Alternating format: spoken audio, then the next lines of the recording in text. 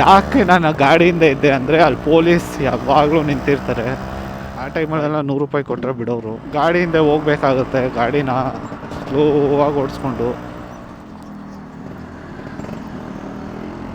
ಯಾಕೆ ನಾನು ಗಾಡಿಯಿಂದ ಇದ್ದೆ ಅಂದರೆ ಅಲ್ಲಿ ಪೊಲೀಸ್ ಯಾವಾಗಲೂ ನಿಂತಿರ್ತಾರೆ.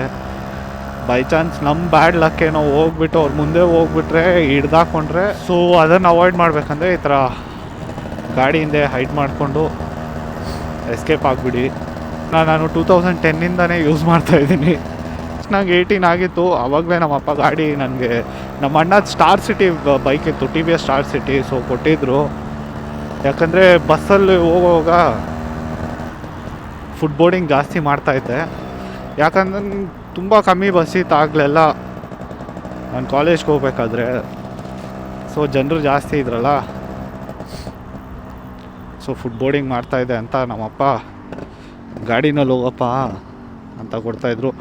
ಆ್ಯಂಡ್ ತುಂಬ ಏನಕ್ಕೆ ಗಾಡಿ ಕೊಟ್ಟಿದ್ದು ಮೇಯ್ನ್ ಪರ್ಪಸ್ ಏನಂದರೆ, ನಮ್ಮ ಮಮ್ಮಿ ಬಸ್ ಸ್ಟಾಪಿಂದ ಮನೆಗೆ ಕರ್ಕೊಬರ್ಬೇಕಾಯ್ತು ಸಾಯಂಕಾಲ ಹೊತ್ತಲ್ಲಿ.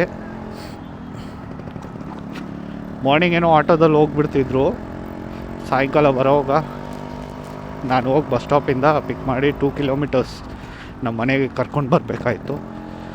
ಸೊ ಅದಕ್ಕಂತ ವೆಹಿಕಲ್ ಕೊಟ್ಟಿದ್ರು. ಸೊ ಆ ಟೈಮಲ್ಲಿ ಈ ಥರ ಟ್ರಿಕ್ಸ್ ಯೂಸ್ ಮಾಡ್ತಾಯಿದ್ರಿ.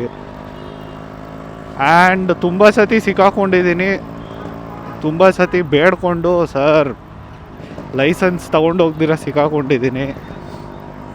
ಬೇಡ್ಕೊಂಡು ಅವ್ರ ಹತ್ರ ಕಾಸು ಕೊಡ್ದಿರ ಬಂದಿದ್ದೀನಿ. ಒಂದೆರಡು ಸತಿ ಏನೋ ಪಕ್ಕ ನಾನು ದುಡ್ಡು ಕೊಟ್ಟಿದ್ದೀನಿ 100. ಆ ಟೈಮಲ್ಲೆಲ್ಲ 100 ರೂಪಾಯಿ ಕೊಟ್ಟರೆ ಬಿಡೋರು.